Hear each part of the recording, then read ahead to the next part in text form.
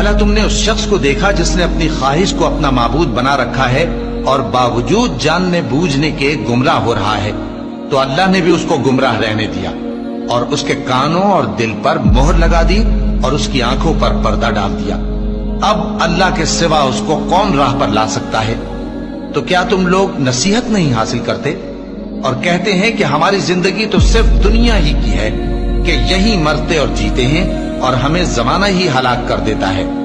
اور ان کو اس کا کچھ علم نہیں، محض قیاس آرائیاں کرتی ہیں۔ بھلا تم نے اس شخص کو دیکھا جس نے اپنی خواہش کو اپنا معبود بنا رکھا ہے اور باوجود جاننے بوجھنے کے گمراہ ہو رہا ہے، تو اللہ نے بھی اس کو گمراہ رہنے دیا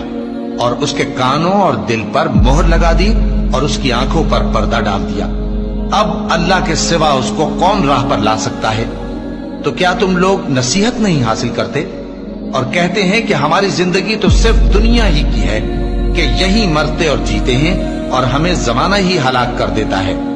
اور ان کو اس کا کچھ علم نہیں، محض قیاس آرائیاں کرتی ہیں۔